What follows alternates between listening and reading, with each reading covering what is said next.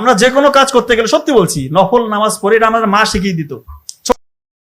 বিপদ হোক, ছোটখাটো পরীক্ষা হোক, কোনো প্রোগ্রাম হোক, যে কোনো ক্ষেত্রে আমাদের মা একটা কথা বলতো, নফল নামাজ পড়ে যাও বাবা, সেজদায় যাও, সেজদায় গিয়ে আল্লাহকে বলে, আল্লাহ সহজ করে দেবে। এবং এটা হচ্ছে আলহামদুলিল্লাহ। নাও যদি হয় তারপরে করতে হবে। এবং এটা প্র্যাকটিক্যাল। দেখেন গ্রামের মতো জায়গায় যেখানে মানে বিসিএস ক্যাডার হচ্ছে ওই সময় স্বপ্নের মতো, সেই জায়গা থেকে একই বাড়িতে 3 ভাই বোন 3 জনের বিসিএস ক্যাডার। এটা আমি কিন্তু আত্মপ্রচারণা করতেছি না, দয়া করে এটা ওইভাবে নেবেন না। আমি জাস্ট ব্যাপারটা বলছি যে আল্লাহর উপর যদি কেউ ভরসা করে তাহলে তার অবস্থাটা কি হইতে পারে, তার ক্ষতি নাই। দুনিয়াও ইনশাল্লাহ কামিয়াব, সফল, পরকালও সফল।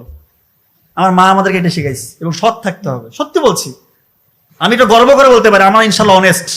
1 টাকা আমরা কখনো কারো খাই না, এটা গ্যারান্টি দিয়ে বলতেছি। 1টা টাকা অবৈধ ইনশাল্লাহ আমাদের পরিবারে ঢুকে নেই এখন পর্যন্ত, ইনশাল্লাহ। এটা আমাদের চ্যালেঞ্জ, এটা আমরা গর্ব করি।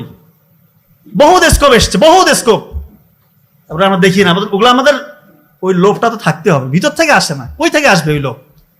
আমাদের মা বাবা ওইভাবে বড় করছে আমাদেরকে, আমাদের ভিতরে যে আল্লাহ তাআলা যেটা দিবে আমরা এটা দিয়ে খুশি। আল্লাহ তাআলা আলহামদুলিল্লাহ বাড়িয়ে দিচ্ছে। একসময় না খেয়েছি, এখন আলহামদুলিল্লাহ যেটা রাখছে যথেষ্ট ভালো, আলহামদুলিল্লাহ। যে হালতে থাকে আলহামদুলিল্লাহ।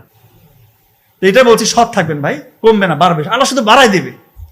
এই জন্য মা বাবার খেদমত করবেন, খুশি হয়ে যাবে। অনেক নতুন বউরা এসে একটু ডিস্টার্ব করে, স্বামীকে বলে এত কিছু দিয়ে দিচ্ছ, ভবিষ্যৎ কি, বাচ্চা কাচ্চা হবে, সবে দিয়ে দিলে আমাদের কি হবে, মানে এমন বুদ্ধি দেয়। আরে বাবা, তোমার বাবা মাকে যদি, আপনার স্বামীর বাবা মাকে যদি সে খুশি করতে পারে, আল্লাহ তার উপর খুশি হয়ে তাকে বাড়াই দিবে।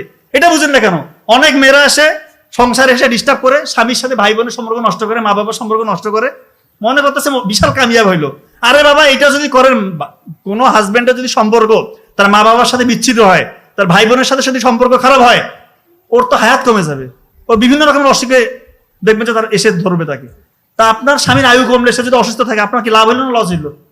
বুঝে না, মেয়েরা অনেকে বুঝে না। একটু দেমাগ খাটান, সোর্স করেন, একটু বুদ্ধি খাটান,